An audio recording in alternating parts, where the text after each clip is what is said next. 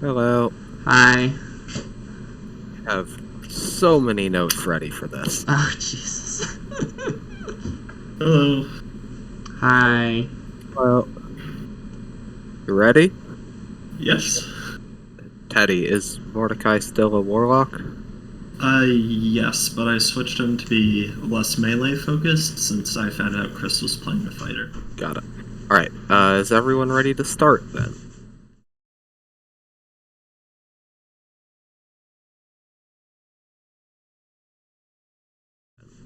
Yep. Yeah, I'm still a mountain man as long as we're...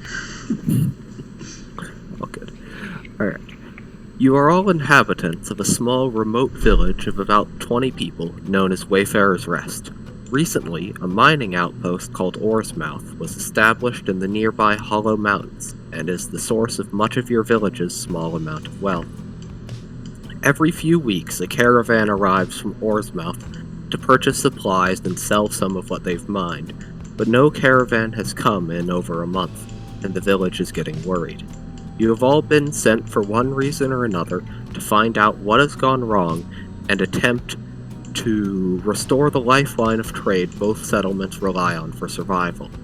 Our story begins at midday, a few miles out from Wayfarer's Rest. You are trudging across the plains towards the mountains, accompanied by a mule, carrying the food and supplies the Oarsmouth caravan usually would have purchased. As Wayfarer's Rest dwindles into the distance behind you, you come quite suddenly to the banks of the sparkling river, raging faster and deeper than you have ever seen before.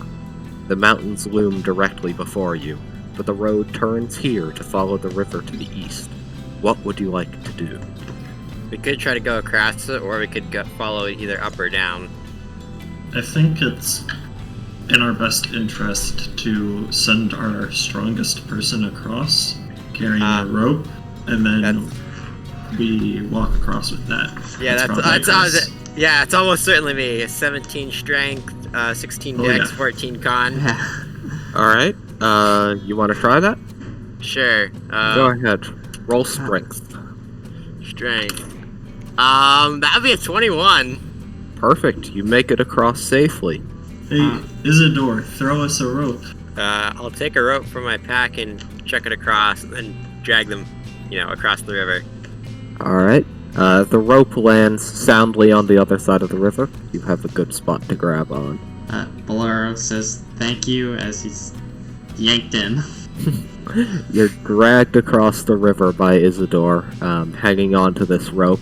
The crossing is uneventful, though your ankles do get quite wet. And once on the other side, after a few hours of travel, the sun is starting to go down, and you are arriving at the outskirts of a forest. Okay, Bolero's gonna look at this forest and, he probably knows a place to make a camp, so let's go in there, right? Sure. You know Works for better me. than me.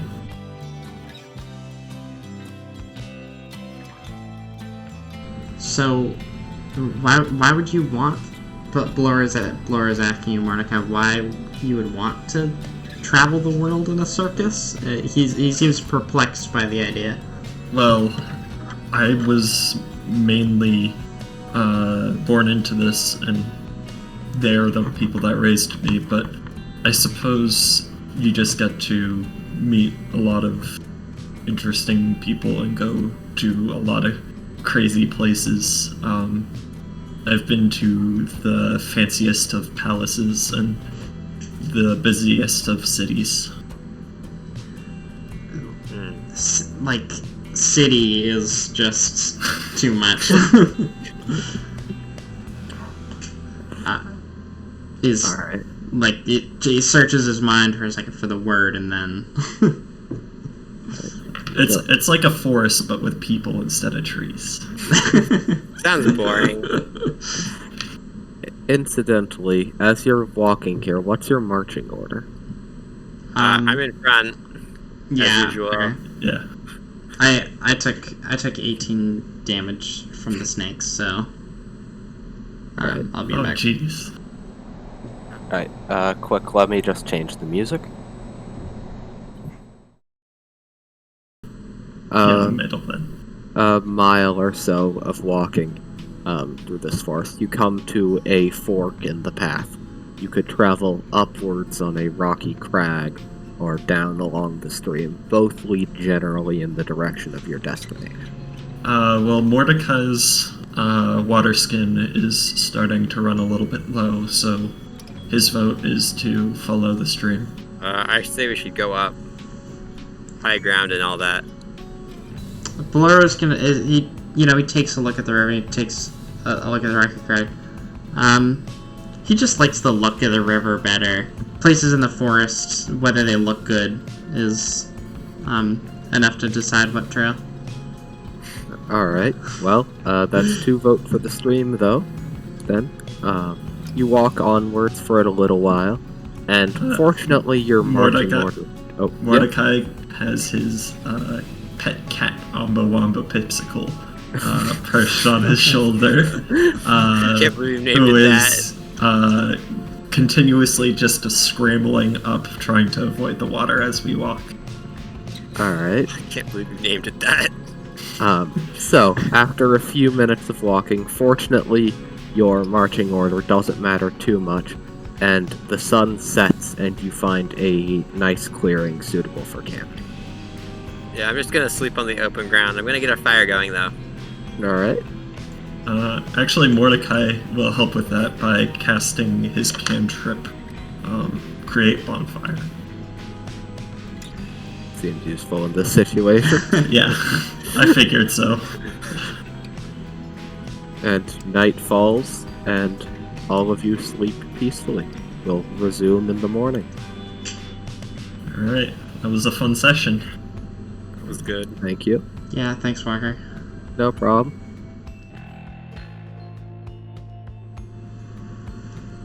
Alright, so you have all made camp by the side of this river, and are all sleeping soundly, when suddenly below you notice or sense a disturbance near you. I can't remember. Last session, did you say that we got a long rest? Yes, yes. Okay, thank you. Just last week. He'll spring up to action. Alright, What's he say? you spring up and can see a short, cloaked figure, rummaging around your supplies, and a even shorter figure, at the edge of the camp by the trees. He'll yell to Isidore and Mordecai. I will leap to my feet and draw my battle axe. I'll wake up and I guess I'm ready to move, but I'm not moving unless it's very necessary, so I'm still prone. Alright. The figure rummaging around your supplies stops and turns suddenly to you, holding a dagger. Okay, then, he'll take out his staff. Does that make this a combat? It does if you want it to be. Yeah, I'm gonna attack. Alright, roll initiative. That's 13 for me. Alright. That would be a 16. It's gonna be an 8 for me. Alright, Isidore, you are up first. I'm going to attack the figure with the dagger with my battle axe. Alright, roll to hit. That would be a 17. And roll damage. That would be 9 damage. Your battle axe strikes the figure clean in the shoulder, and they fall down backwards. The shorter figure screams and runs. Wait, why would you kill them? Why wouldn't you have just gone to knock them out? Like, you can specify that you're not trying to kill them. Well, they had a dagger and they were, like, stealing from us. They didn't seem like trying to harm us, though. They seemed like they were desperate for supplies or something. That's a very callous thing to say. Yes, I am.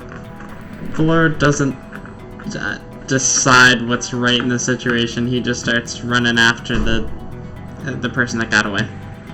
Alright. The short figure keeps running before stumbling over a tree branch and turning to face you. You can see it's some form of young and very pale-skinned dwarf. Okay. So how does he look right now? Terrified. Okay, that sounds like I'm gonna cast calm emotions on him. Alright. That's for charisma save. He gets a 2. Okay, he's calmed. Alright. He's still breathing heavily, but he's starting to calm down a bit. Still looks a bit scared though. Who are you? If you just wanted food, you could ask. I'm the prince. Peasants. Peasants. What?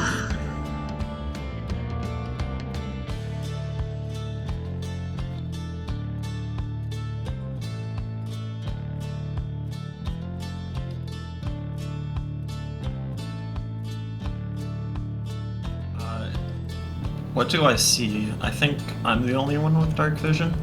You are. That's true.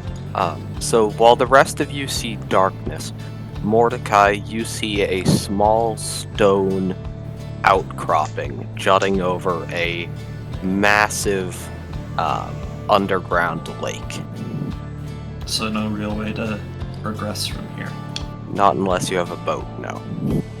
Yeah, let's go up to the tower and check for anything cool. There's only one more floor at the very top. It's more the roof of the tower, and it's almost entirely occupied by a massive unlit beacon. Yeah, where could one see beacon from? I'll scan the horizon. All right. Scanning the horizon, you quickly notice a few other towers similar to this one further in the mountains. And soon after you notice them, you hear a loud roar as a winged reptile sweeps over the mountains a few miles away. So there might be a dragon for our Wonder what dungeon. that Is it clearly a dragon? Yes, it's a dragon. Would it be able to see us? It's We- not looking your way, but it could see you if it came closer. I suggest we go back into the tower and not piss off the flying Yes. reptile of death. Yeah, we should wait it out. Alright. Ducking back down the stairs and into the main room, you wait for a few minutes before you can no longer hear the roars. Okay. Let's head on to the tower that was deeper in the mountains, because that's got to be closer to. I imagine they're in a line. Alright. And you set off from this tower deeper into the mountains. Alright.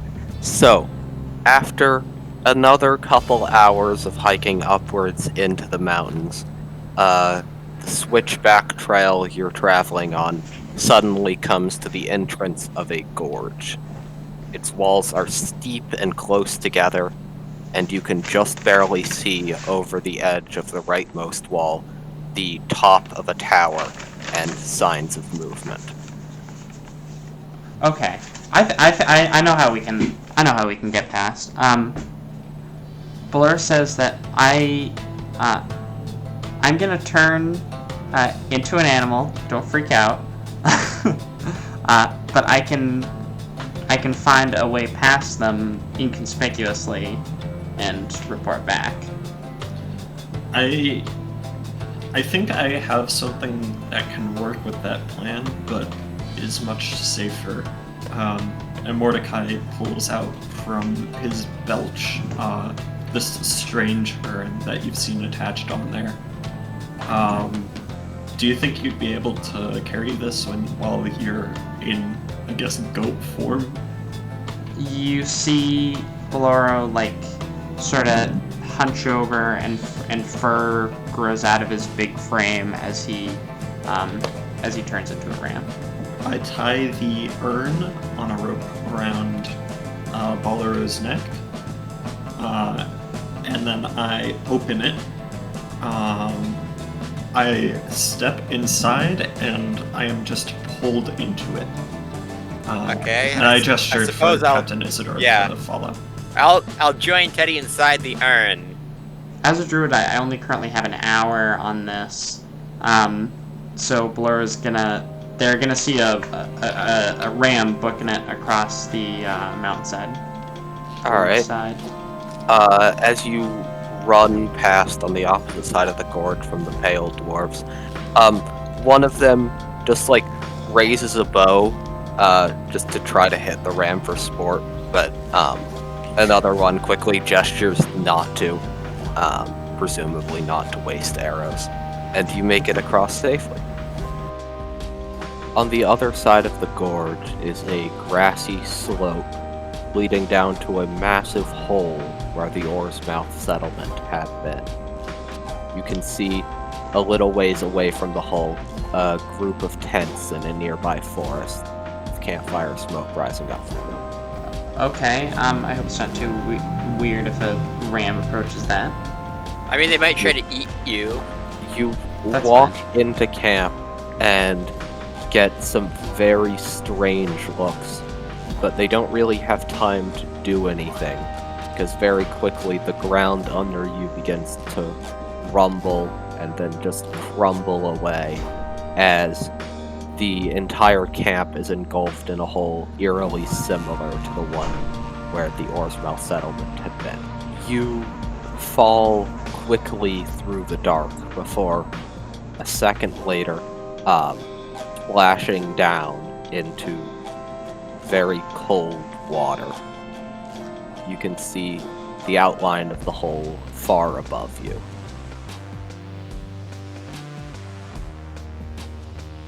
You can see a massive crag of rock with buildings built into the side of it emerge out of the gloom in front of you.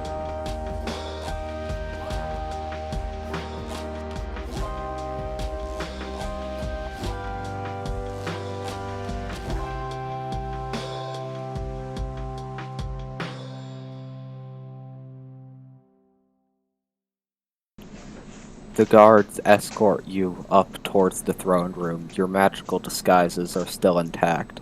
And as you enter the room filled with guards, you can see sitting on the throne is the king, basically a crippled old man, though his crown glows with strange runes above his left eye. And as soon as you walk into his sight, his eyes narrow. He points and screams, "Attack them!" Would you like to make a move before you roll initiative? I'll try to ask him, as his disguised as his lackey, why am I king? Why are you doing this? You are no lackey of mine. I can see right through that little disguise of yours.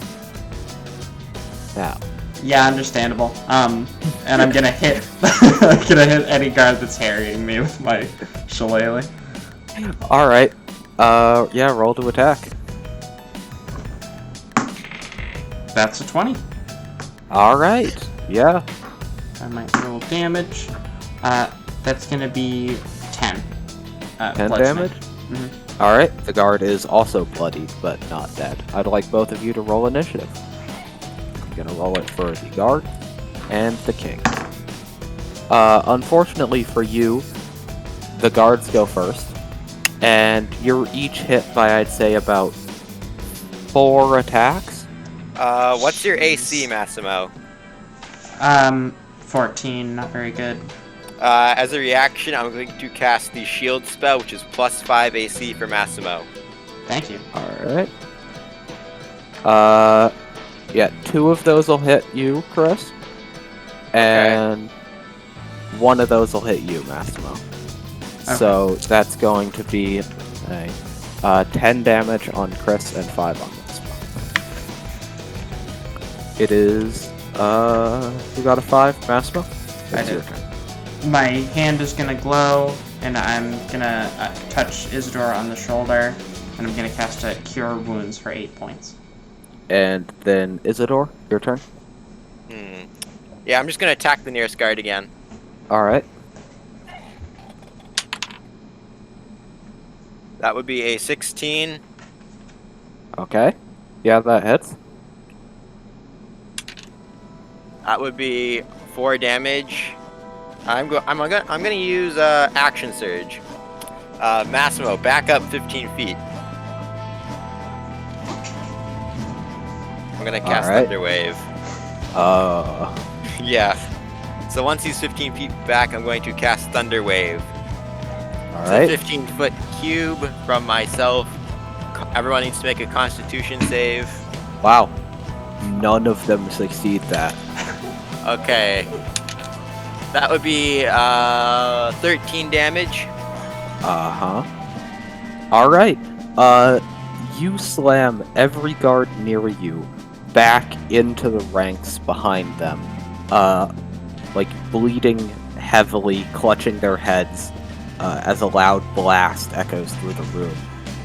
Alright. The guards are going to attack again.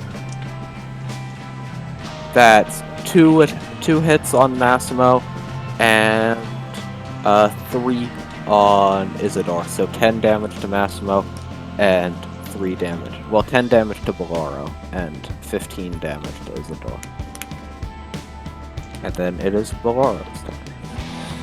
Okay.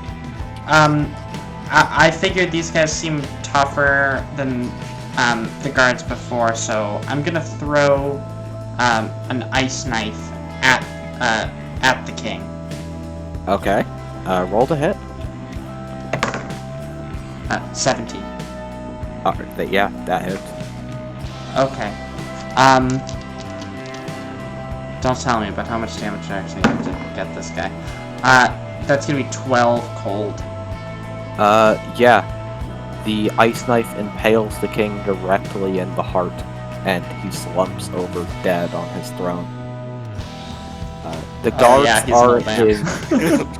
Yeah. Not exactly the toughest of people. The guards are shocked. I'd say you both have about 1 round to do whatever you want to get out of here before they start attacking you again. Yeah, I'm gonna grab Massimo and flee. Alright. You're just running back out through the castle? Yes! Yes. We don't know anywhere else to go. Alright. You sprint past guards and servants hurrying to the throne room. No one pays you any mind considering you're both still disguised. Nice. And you make it out of the castle gate and into the city unscathed. We can return to the boat. That's probably the best way to get out of here. Yeah, Bolaro feels pretty unscathed by those swords, so he agrees to going back to our boat. Alright, you rush back and push off into the waters. No one seems to be following you. Alright, so you row this boat for about an hour, actually, before you finally find the same stone dock at the base of the basement of that tower that you found a couple sessions ago. Okay, let's go up it, I guess. Alright, you climb the stairs and are back above the surface. That was a good session, Walker. Yeah, Thanks. thank you for running that. I enjoyed running it, that was fun. So I take it we should do at least one more session to do the fallout of all that? Yep, definitely. Yeah, I mean, we there'll did definitely be some repercussions there. I mean, Yeah. we did just kill a king and run away. Yes. Yeah, that's not going to be taken lightly. Okay. So, I mean, next week same time, Yeah, definitely. and still Dungeons & Dragons. No, let's do next week. Let's play some Call of Cthulhu. You can come back to this once I have a better idea of what the fallout will be. I think Okay. we're at a good stopping point for a bit here. Yeah, that's a good Sounds idea. good. Thanks again then. No problem. Yeah. Glad you could come.